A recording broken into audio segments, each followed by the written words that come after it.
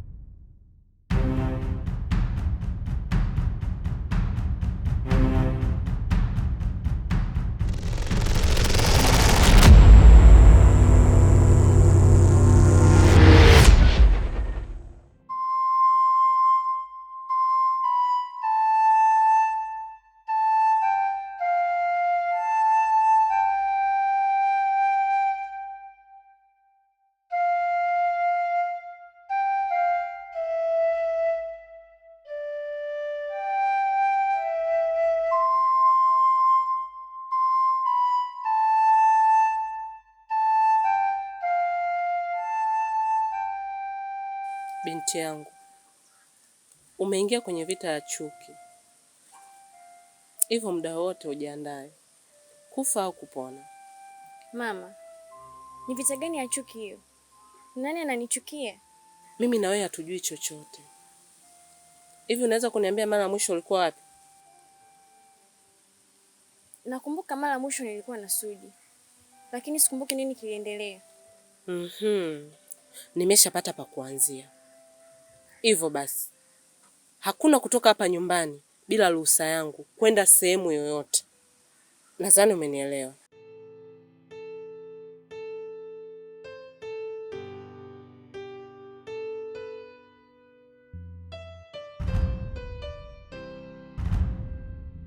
Nendeme, hivi unafikiri hata angekuwa mtu mwingine angekufikiriaje? Kwa sababu mtoto watu amekuja hapa mzima kabisa. Nini kimemkuta pale?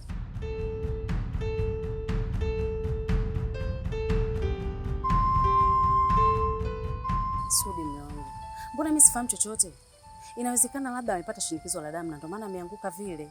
Sawa. Mimi ninachojua ungwana ni kushirikiana na mama yake. Mimi naomba tuende pale ili tukawe naye asije akaona sisi ndo tumefanya huo ubaya. Basi sawa, mimi nafikiri katika hilo sio wazo baya mume wangu. Tunaweza tukaenda. Twende, hakuna muda wa kupoteza hapa.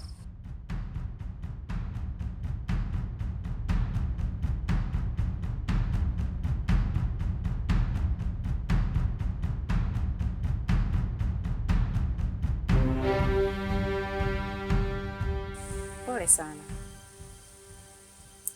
Unajua kuna muda tunapaswa kunywa maji mengi sana ili kuepuka matatizo kama haya yaliyotokea. Asante, niko sawa. Sawa. Sudi, naomba tuende pembeni tuzungumze.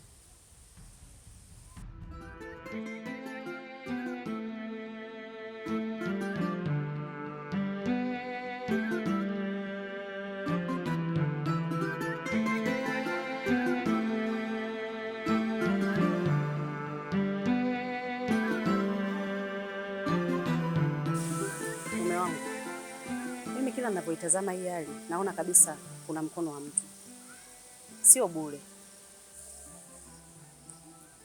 Nimefurahi kama umeweza kulijua hilo mke wangu. Hata mimi nilihisi kuna kitu hapa kinaendelea. Sasa basi, mimi nilikuwa na shauri tumsaidie kimya kimya bila hata yeye kujua. Kama kutakuwa na uwezekano, nilikuwa naomba tupate nguo yake. Alafu mimi kuna sehemu nitaipeleka. Unataka uipeleke wapi? Hilo swali majibu yake ni gharama. Acha kuuliza maswali ya kitoto.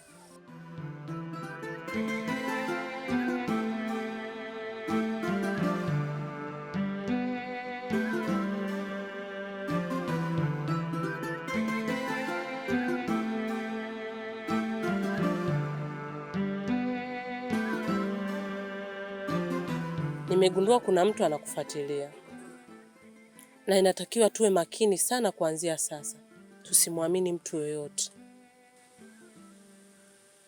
Sawa mama, nimekuelewa.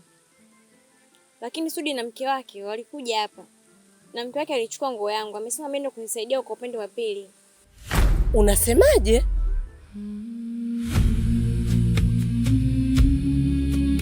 Yaani wewe ndo mpumbavu wa mwisho. Mimi nahangaika kukusaidia, lakini wewe ndo kwanza unaharibu mambo mwenyewe. Niambie umeelekea wapi? Mimi sijui. Yaani wewe sijui upoje wewe mtoto jamani. Winds carry broken names.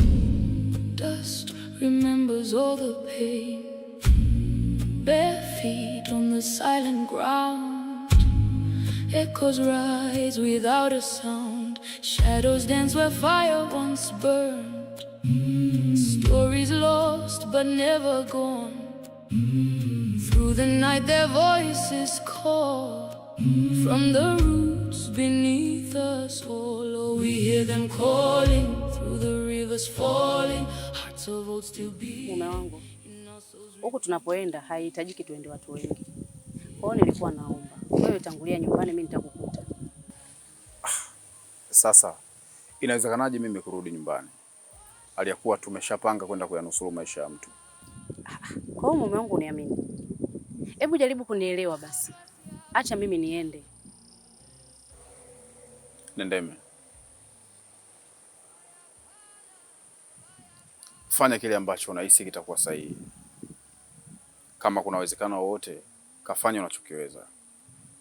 Na kama ukiona kuna ugumu wote, basi usisite kuniambia mapema. Basi sawa, baadaye.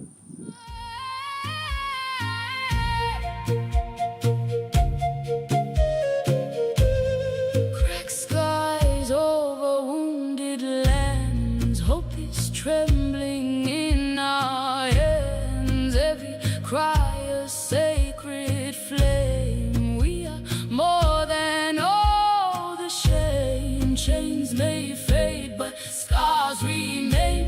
Still we sing through every pain in the darker light. Nipe nguo ya mtoto wangu uliochukua nyumbani.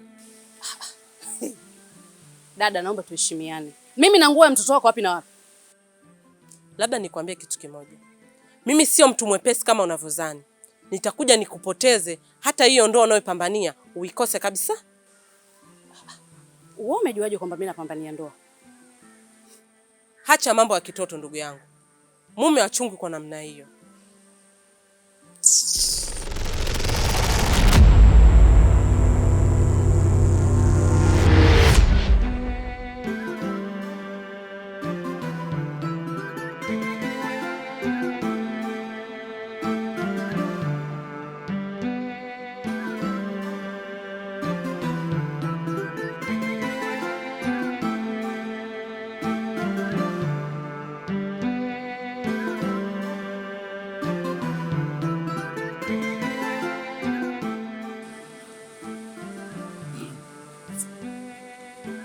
Mangala, nimekuja hapa naamini wewe ni mkubwa kwa Nendeme. Na kuomba unisaidie ukiwa kama mzazi mwenye uchungu. Nendeme amefanya nini? Sijui anataka nini kwa binti yangu. Mimi mtoto ninaye mmoja tu. Naomba mniacheni jamani. Si vyema mtu mzima kuangusha chozi, lakini chozi linaweza kukupa nafasi kubwa sana kwa wenye mioyo yenye huruma. Sijaje hapa kufuata mesali zako. Binti yangu akifa, mtamla nyama. Niacheni jamani. Sawa, nimekuelewa. Unaweza kwenda.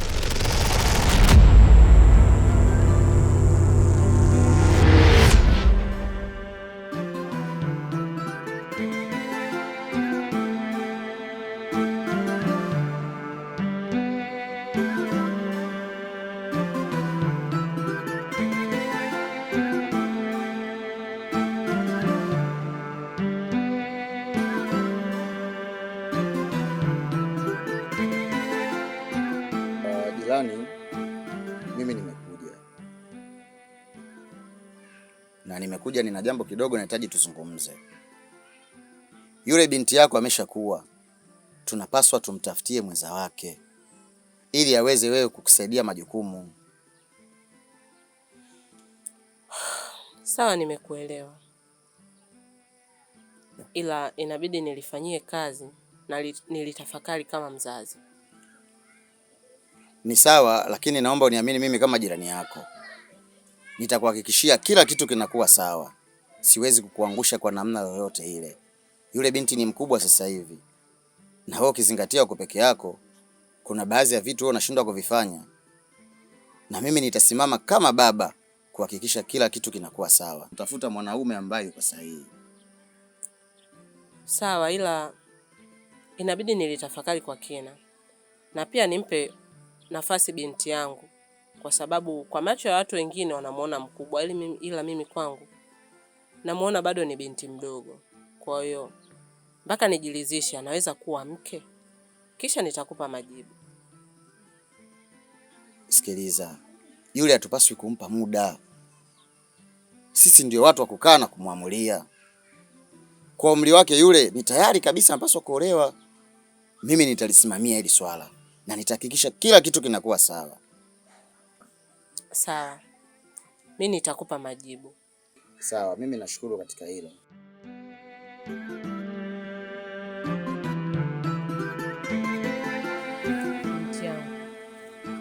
Nilianza kuona utoto wako na sasa nakaribia kuona utu uzima wako. Tumeshauriana na jirani yangu, inabidi uolewe.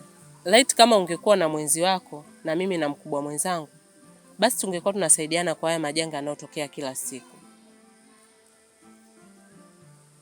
Mama, mimi sipo tayari kuolewa. Nisikilize binti yangu. Inabidi uolewe tupate msaidizi hapa nyumbani. Sababu jirani yangu amenishauri vizuri sana. Na ushauri wake nimeufikiria mara mbili, nimeona una maana. Inabidi uolewe nipate mtu wa kunisaidia majukumu ya hapa nyumbani na majanga yanayotukuta kila leo. Na mbona imekuwa ghafla? Ulikuwa unamfuatilia sio pamoja na mkeo kuhusu nguo yangu? Tuachane nayo.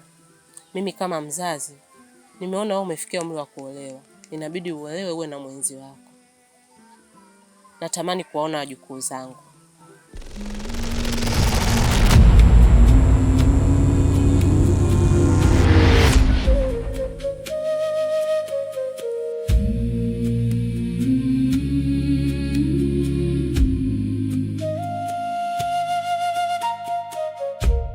Soft winds carry broken names. Dust remembers all the pain. Bare feet on the silent ground.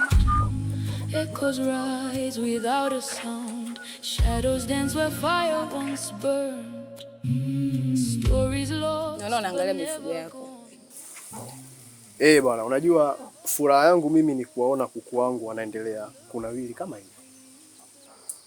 Sawa. Kaka, nina jambo nimekuja nalo. Naomba ulipokee. Kuna nyumba nimetoka. Kuna binti ambaye anahitajika aolewe. Sasa umekuja kuniambia mimi niwe kama mshenga au mimi niwe nani? Sijamaanisha kwamba wewe ni mshenga. Yaani kwa matamko yao wazazi wamekuchagua wewe ndio uwe mume wa huyo binti.